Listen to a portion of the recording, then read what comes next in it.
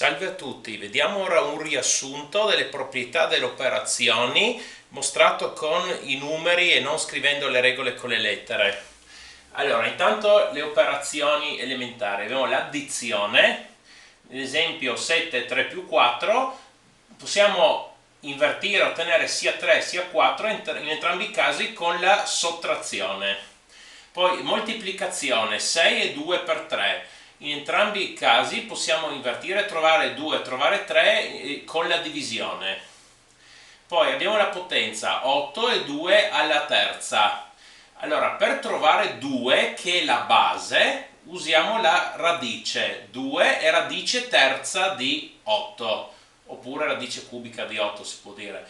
E invece 3, che è l'esponente, si trova col logaritmo. 3 è logaritmo in base 2 di 8. Poi notiamo che la potenza non è commutativa, 2 alla terza è 8, 3 alla seconda è 9 e quindi 2 alla terza è diverso da 3 alla seconda. E poi altre proprietà, fare una sottrazione è come sommare il numero opposto. 10 meno 8 è come 10 più meno 8. Fare una divisione è come moltiplicare con l'inverso. 15 diviso 5 è lo stesso che 15 per un quinto.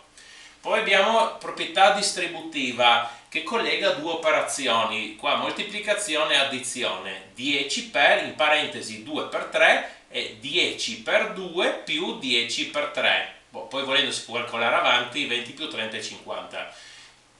Allo stesso modo si può fare con la divisione, 15 meno 12 in parentesi diviso 3 e 15 diviso 3 meno 12 diviso 3. Poi volendo si calcola avanti e 5 meno 4 fa 1. Poi proprietà delle potenze, 10 alla terza per 10 alla seconda e 10 alla 3 più 2. Se la base è uguale, se moltiplichiamo due potenze con base uguale, gli esponenti si sommano. Poi questo è 10 alla 5 che è 100.000. Stessa cosa per la divisione, se dividiamo due potenze con la stessa base, gli esponenti si sottraggono. Qua abbiamo 7 alla quinta diviso 7 alla terza, 7 alla 5 meno 3, che è 7 alla seconda, che è 49.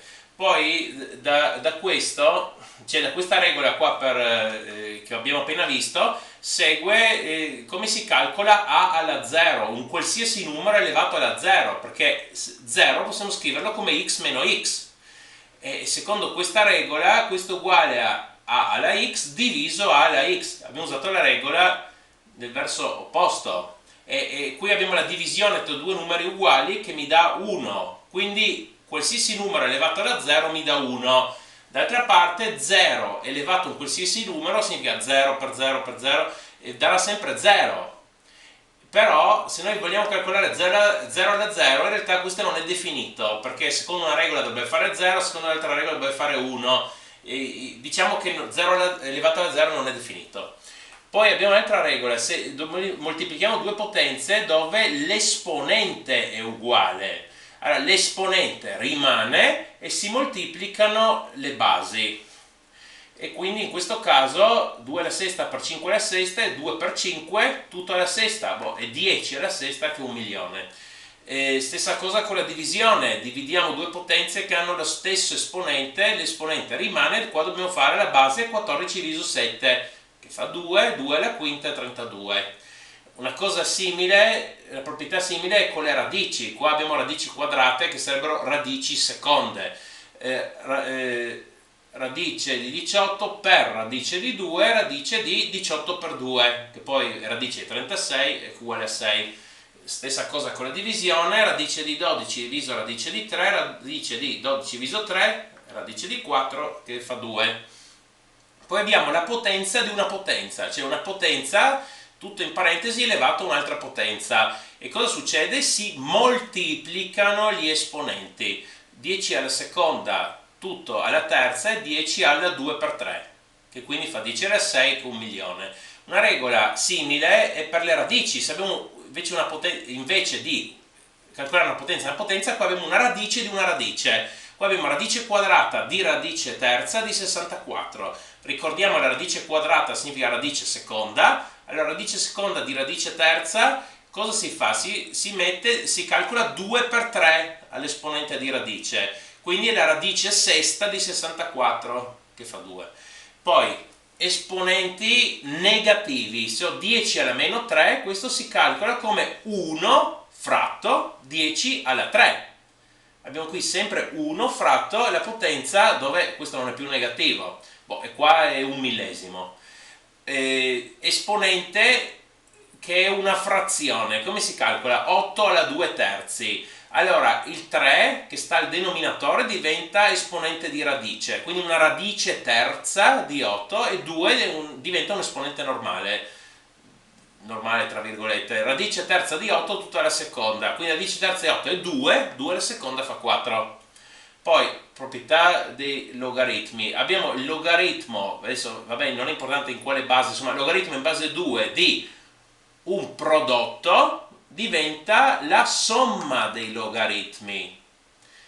Qua il prodotto e qua diventa la somma, è un po' come questa regola qui, deriva da questa regola delle potenze. Se io qua vado a moltiplicare, qua si sommano gli esponenti, ma il logaritmo è essenzialmente un esponente, allora per quello si sommano gli esponenti. Vabbè, logaritmo in base 2 di 8 più logaritmo in base 2 di 4, che poi se si calcola questo e questo sono 3 e 2. Perché? Perché 2 alla terza fa 8, 2 alla seconda fa 4. 3 più 2 è 5. Simile con la divisione, logaritmo in base 2 di 8 diviso 4, qui invece si sottraggono i logaritmi, come abbiamo con la regola qua per le potenze. Stessa cosa qua, che si sottraevano gli esponenti. Vabbè, allora qua logaritmo in base 2 di 8 meno logaritmo in base 2 di 4, che poi fa 3 meno 2 è 1. Poi abbiamo ancora una regola per il logaritmo di una potenza. In quel caso l'esponente si può prendere e mettere davanti. Questo 5, qui esponente lo metto davanti. 5 per logaritmo in base 3 di 9, e poi logaritmo in base 3 di 9 è 2, perché 3 alla seconda è 9. 5 per 2 fa 10. Poi se io faccio operazioni verso una con l'altra, si eliminano. Se ho la radice terza di 2, questo lo metto alla terza, la radice terza e elevare alla terza si eliminano, e quindi qua trovo 2. Una cosa simile ai logaritmi, se ho il logaritmo in base 5 di 5 alla terza, allora fare il logaritmo in base 5 e elevare la base 5, queste cose si eliminano tra loro e trovo solo 3. Una cosa analoga, solo scritta nell'ordine inverso, se ho ad esempio 7 elevato al logaritmo in base 7 di 2, si elimina il fatto di elevare 7 e il logaritmo in base 7, quindi qui trovo 2. Poi questa sarebbe la formula del cambiamento di base dei logaritmi. Logaritmo in base 8 di 16, come può aiutarmi a calcolarlo? C'è questa formula che devo fare il logaritmo di 16 fratto il logaritmo di 8 in quella base che voglio. Qui potrei mettere qualsiasi base, però ho scelto base 2, perché? Perché riesco a calcolarli esattamente così. Perché il logaritmo in base 2 è 16 e 4, il logaritmo in base 2 di 8 è 3, quindi qua trovo il valore. Comunque qua potrebbe andare qualsiasi base. Poi le proprietà delle frazioni, se io ho una frazione 4 sesti, questa si può semplificare in 2 terzi, perché posso dividere numeratore e denominatore con lo stesso valore, ad esempio 2, quindi diventa questo. Oppure posso espandere una frazione, se io ho 4 quinti, posso moltiplicare sopra e sotto per 2 o per qualsiasi altro numero, e in questo esempio trovo 8 decimi, che poi magari 8 decimi potete scriverlo facilmente come decimale, 0,8. Poi la regola per le moltiplicazioni di frazioni, cosa succede? Semplicemente si moltiplicano tra loro i numeratori e i denominatori. 1 per 5, 2 per 6, diventa 5 dodicesimi.